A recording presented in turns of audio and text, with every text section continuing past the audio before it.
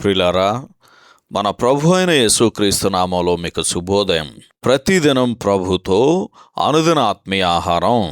April 14 మంగళవారం. నేటి లేఖన పఠనం సామెతల గ్రంథం 10వ అధ్యాయం 1 నుండి 15 వచనాలు. నేటి ధ్యాన లేఖనం సామెతల గ్రంథం 10వ అధ్యాయము 1 వచనం. జ్ఞానము గల కుమారుడు తండ్రిని సంతోషపరచును, బుద్ధి లేని కుమారుడు తన తల్లికి దుఃఖము పుట్టించును. వ్యాఖ్యానాంశం జ్ఞానము గల కుమారుడు. వ్యాఖ్యానాంశం జ్ఞానము గల కుమారుడు.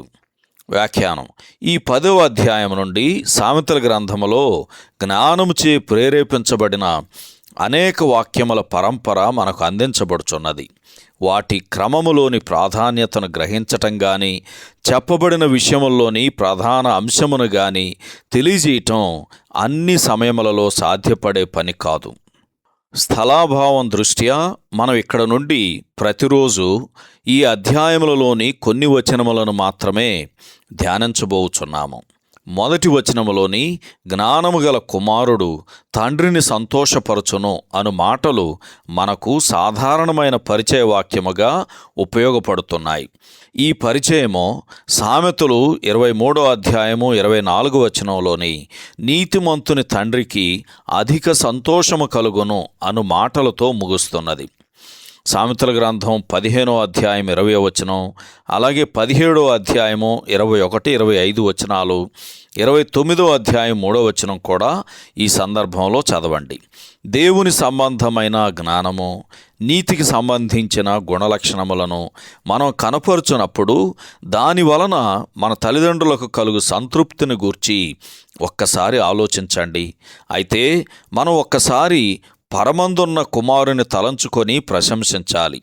ఆయన తన అద్భుతమైన జ్ఞానముతో తన తండ్రికి ఎల్లప్పుడూ, అనగా నిత్యత్వములోని గతములో మాత్రమే గాక ఈ భూమి మీద ఉన్న కాలంలో కూడా ఆయన తన తండ్రికి ఆనందానికి కారణమయ్యాడు.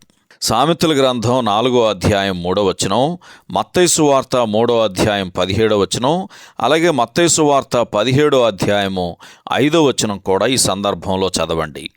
ఇక మీదట వచ్చే వచనాలు జ్ఞానము గల కుమారుడు తన క్రియలలో ఆచరణాత్మకమైన నీతిని కనుపరచినట్లుగా 4-5 వచనాల్లో, తన ప్రవర్తన ద్వారా 9వ వచనంలో, తన మాటల ద్వారా 11, 13, 14 వచనాల్లో తండ్రికి ఏ విధంగా ఆనందాన్ని, ఘనతను కలుగజేశాడో తెలియపరచబడుచున్నది.